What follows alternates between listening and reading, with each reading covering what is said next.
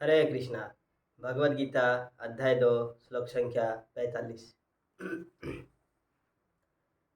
त्रैगुण्य विषया वेदा निस्त्रैगुण्यो भव अर्जुन निर्द्वंद्व नित्य सत्तस्त निरक्षेम आत्मवान।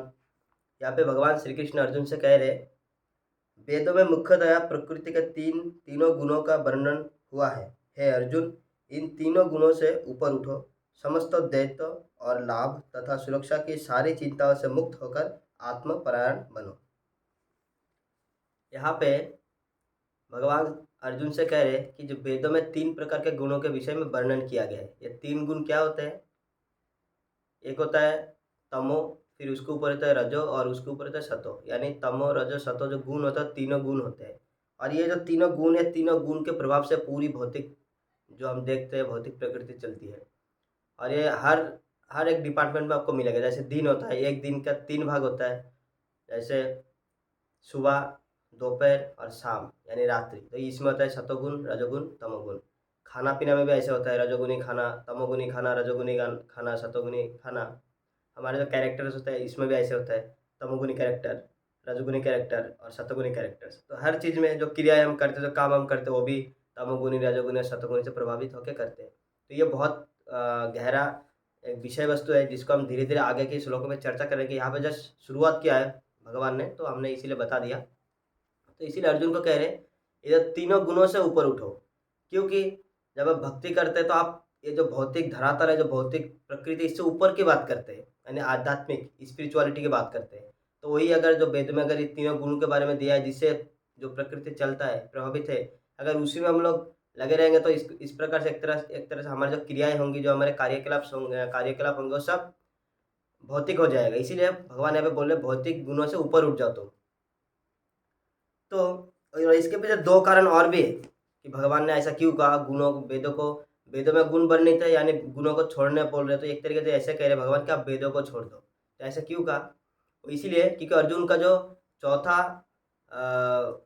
मतलब कारण था कि युद्ध ना करने का, उसमें से एक चौथा कारण, जो टोटल 5 कारण थे उसमें से चौथा कारण था ये कि उनके जो परिवार के जो एक तरीके से फैमिली में जो रिचुअल्स फॉलो होते हैं, है ना, नियम कानून रूल्स रेगुलेशन सब बहुत सारा चीज़ फॉलो होता है। जो इष्ट देव की पूजा करना, पिंडदान प्रक्रिया, ये सब जो खराब हो जाएगा। इसीलिए भगवान यहाँ पे बोल रहे हैं कि तुम ये सब जो तुम्हारे फैमिली या जो तुम्हारे डायनेस्टी ये सब फॉलो करते हैं, वो वेदों के अकॉर्डिंगली फॉलो करते हैं। इसका मतलब तुम वेदों को छोड़ दो। इसलिए जो वेदों में लिखा है कि ऐसा करना है, वो सब तुम छोड़ दो। अभी तुम आत्मपरायण बनो। यानी इसीलिए भगवान बोले तुम वेदों के नियम कानून को छोड़ दो, जो मैं बोला वो करो। यही सबसे बड़ा धर्म है, क्योंकि मैं साक्षात धर्म हूँ।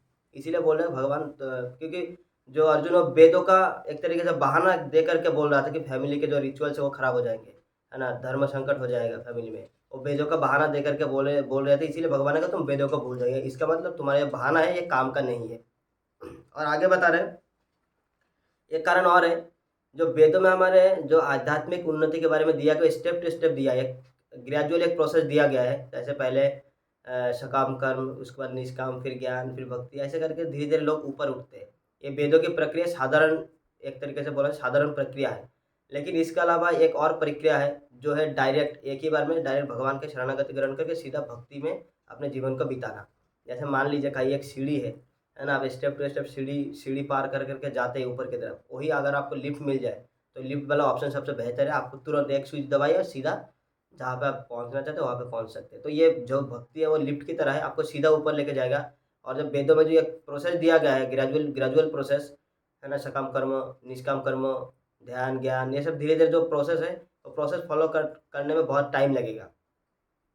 लेकिन और ये प्रैक्टिकल भी नहीं है, खास करके आज के टाइम पे, क्योंकि ये जो 4 युग है उसमें चारों युग में अलग अलग लाइफ स्पैन होती है। जैसे सतयुग में 1 लाख साल का उम्र होता था, फिर त्रेता में हो गया 10,000, और द्वापर में हो गया 1,000, और कलयुग में 100 साल का उम्र है। वो भी 100 साल नहीं हो पा रहा है आज के टाइम पे, 60, 70, 75 इतने में ख़त्म हो जा रहा है। तो हमारे पास वो उतना टाइम नहीं कि हम स्टेप टू स्टेप सीढ़ी को फॉलो करें, या फिर वेदों का जो ये जो ग्रेजुअल प्रोसेस है उसको फॉलो करें। इसीलिए हमें डायरेक्ट कूदना है, लिफ्ट दबाना है, लिफ्ट का बटन दबाना है, सीधा ऊपर जाना है। जिसके लिए कलयुग में कहा गया है, जो हरे नाम एव केवलम कलो नास्ते एव गतिरन्नथा। यानी जो कली युग में हरि नाम के अलावा कोई और ऑप्शन हमारे पास या विकल्प हमारे पास नहीं है।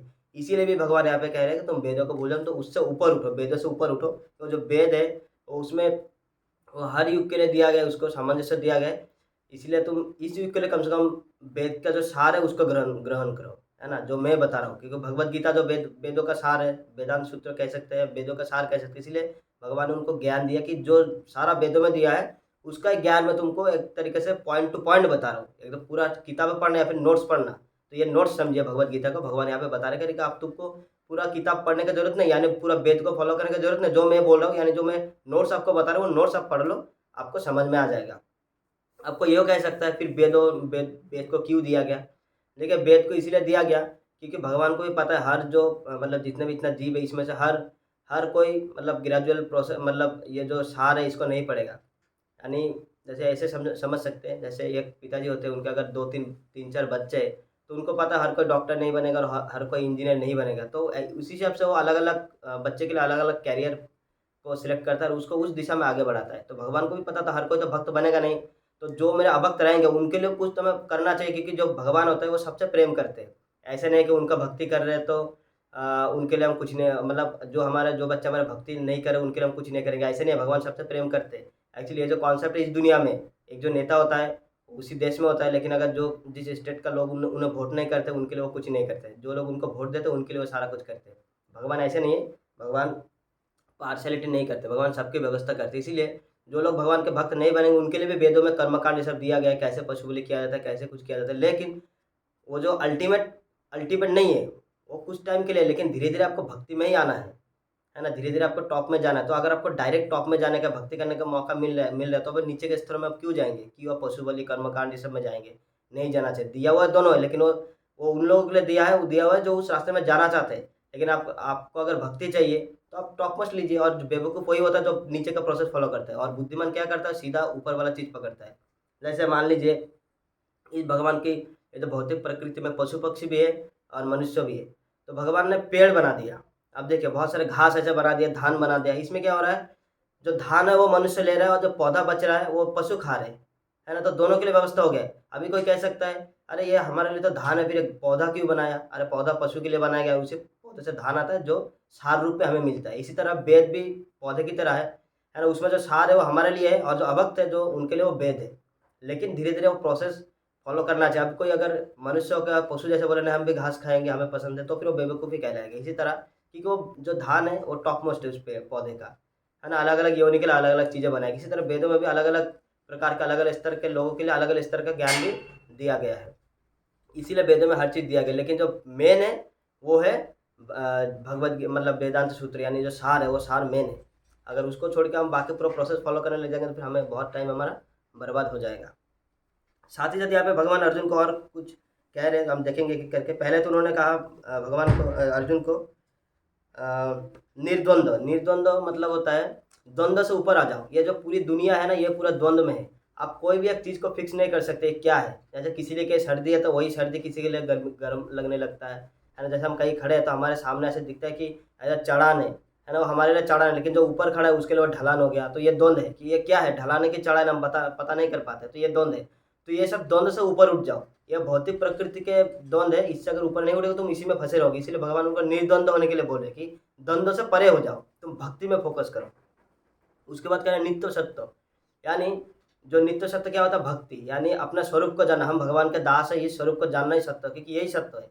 बाकी जो परमानेंट, बाकी जो टेम्पररी है वो सब सत्य नहीं है, वो सब कुछ टाइम के लिए है। लेकिन जो सत्य है वो है कि हम भगवान के दास है, हमेशा से दास रहेंगे, ये सत्य है। तो बोले कि भक्त तुम ये सत्य को एक्सेप्ट कर लो और तुम मेरे दास बन जाओ ऐसे, और मेरे जो बताए हुए ज्ञान को, मेरे बताए हुए पथ को फॉलो करो, ऐसे भगवान अर्जुन को कह रहे हैं। आगे कह रहे हैं निर्यक्षम, यानी तुम लाभ लाभ होगा, नुकसान होगा, इससे परे हो जाओ।